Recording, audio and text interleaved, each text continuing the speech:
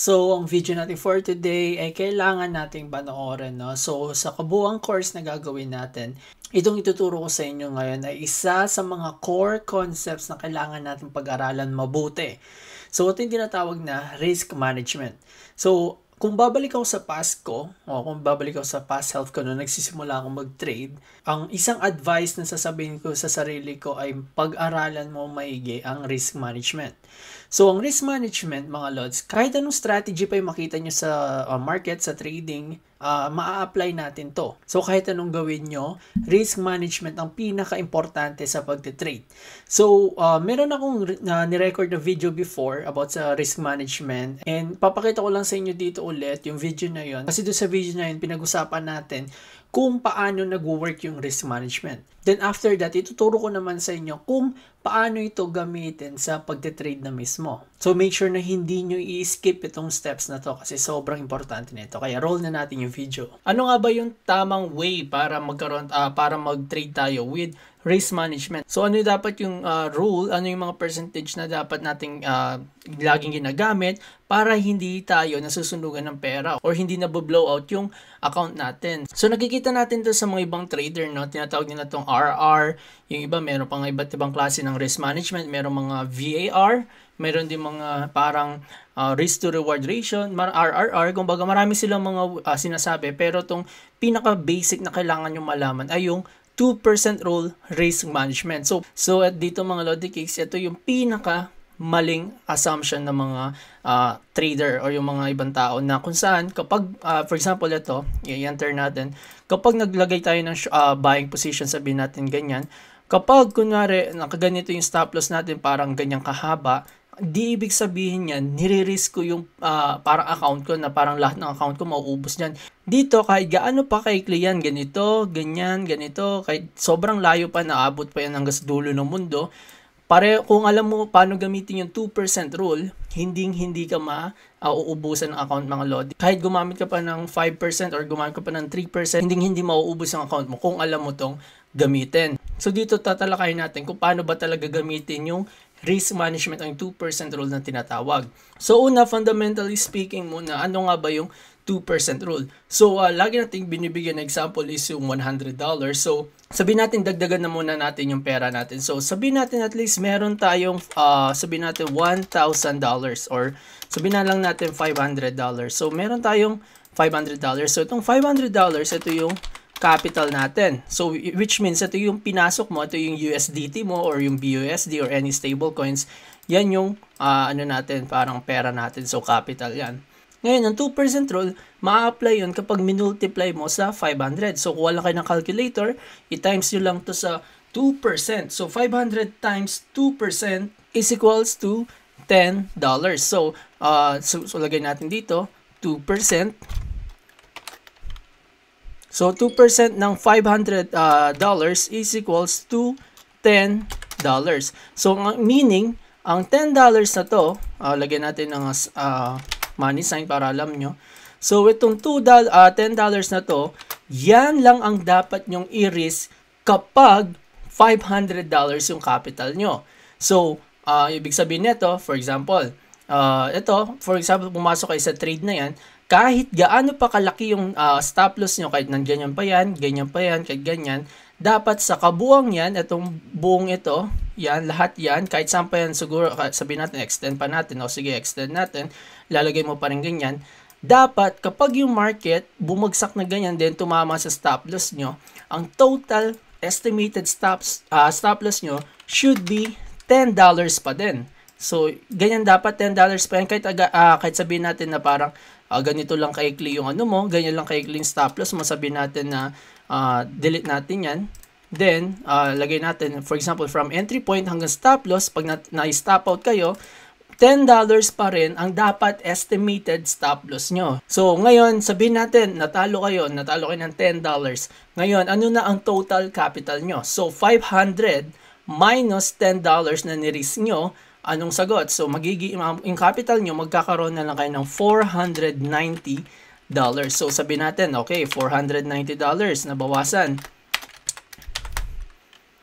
So, ito na yung total capital nyo. So, ngayon, anong Ngayon, ang tanong, magkano na ulit or magkano na yung itataya nyo kapag nagpasok ulit kayo ng trade? Sabihin natin, delete natin to. Magkano na yung i-risk nyo? Magkano na yung dapat na ikatatalo nyo? Ang sagot is, i-times nyo ulit yung 490 sa 2%. So, kuha kayo ulit ng calculator. 490 times 2%. Ang sagot dyan ay 9.8. 9.8 dollars. So sa second trade nyo or itong second capital nyo, ang dapat na i-risk nyo lang is 9.80. So same na same pa din, dapat dito sa part na yan, 9.80 lang ang mawawala sa inyo. So kahit sabi natin yan, kahit gaano pa kahaba stop loss nyo, makikita nyo yun sa, sa mga exchanges natin, meron tayong estimated stop loss nakalagay doon. Kung magkano yung matatalo nyo. So dito, kahit gaano pa yung kahabang stop loss, dapat ang estimated natin dito ay 9.80. Kahit ano pa yan, kahit sabihin natin napakalayo, 9.80 pa rin dapat ang estimated stop loss. Sabihin natin, sabihin natin natalo ulit kayo na parang ito, dito yung stop loss nyo, layuan natin, for example yan, tapos ang layo ng stop loss nyo. Kapag kunyari lumipad yung market, ganyan, tapos biglang bumagsak, then natamaan stop loss nyo, hindi kayo mag-worry kasi alam nyo na $9.80 lang yung nire-risk nyo. And then, ang mangyayari, mamaminus na itong 490, edi 490 minus 9.8. Ang matitira na lang sa inyo ay 480.2. So, meron na kayong $480.2 na capital. So, sabihin natin, 2 beses na kayo natalo dito. So, ngayon, ang third capital na natin is 4.20. 4.8.29 third capital natin. Ngayon, paano na ulit yan? Ulitin nyo na naman to. I-times nyo ulit sa 2%, i-times nyo ulit sa 2% itong 480.20 at anong magiging sagot? Ang magiging sagot ay 9.60. Diba? So, ni-round off ko lang pero ang sagot dyan is 9.60. So, the more na lumiliit yung capital nyo, the more na lumiliit din yung nire-risk nyo. Kaya sobrang tagal talaga bago ka matalo. Sabihin natin, naging 100 na lang pera nyo. I-times yun sa 2%, ano yung sagot? Diba? $2. So, ibig sabihin, $2 lang ang i-risk nyo during $100 capital range. Kaya yung iba nagtataka, paano nauubos ang account nyo or paano naboblow out kung sinasabi nyo nagre-risk management kayo. So, kailangan yung 2% rule, laging ginagamit yan. Usually, yung mga iba, yung pag malalaking capital, 1% rule lang gamit nila kasi sabihin natin 100,000 yon. Ano yung 1% ng 100,000, di ba? 1,000. So, isipin nyo, 1,000, malaking ano na yun, malaking pera na yun. Pero sa kanila, 1% lang nila yun, which is risk managed pa rin sila doon. So, ganun na ka-importante yung 2% rule. Always yung dapat ginagawa yan kasi hindi kayo maubusan ng account. Kahit matalo kayo ng 3 beses, for example, first trade, talo. Second trade, talo.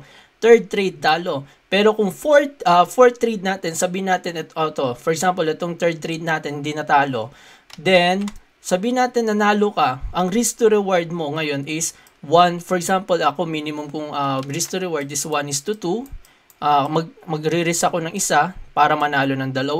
So, sabihin natin nag-risk tayo ng 9.60. So, pag nag-risk tayo ng 9.60, ita-times na lang yan sa katabi. So, bali 9.60 times 2, then anong sagot? Meron kayong $19.2. So, 19.2, ayan. Yan ang magiging panalo nyo. So, isipin nyo mga Lodi, nag-risk kayo ng 1:2, minimum natin. So, ano mangyayari? Pag nanalo kayo ng 19.2, nag-risk lang kayo ng 9.60, pero nanalo kayo ng 19.2, anong magiging price natin? So, ang 4 capital natin, pag nanalo tayo, is 480.20. Yan yung dati nating capital. Tapos, ipa-plus nyo sa 19.2. Anong mangyayari? Anong sagot? Ang sagot is 499.4. Ito, so 499.40 dollars. Napansin nyo, kahit 2 beses kayo natalo sa isang trade natin, pag nanalo kayo with tamang risk to reward ratio, tingnan nyo, halos nabawi nyo na yung unang capital nyo, halos na break even na kayo. Kahit ilang beses kayo matalo, kung ginagamit yung 2% rule, matagal bago maubusan kayo ng account. Tapos pagdating na pag nananalo kayo, kasi syempre, hindi lang naman tayo laging natatalo, may chance pa rin na isang beses mananalo tayo. Tingnan nyo, Dalawang beses kayo natalo dito, pero dito sa isang trade, nanalo lang kayo ng 1:2 minimum. Naging 499.40 ulit yung capital natin. Isipin nyo na, balik siya, halos naging 500 na ulit, diba?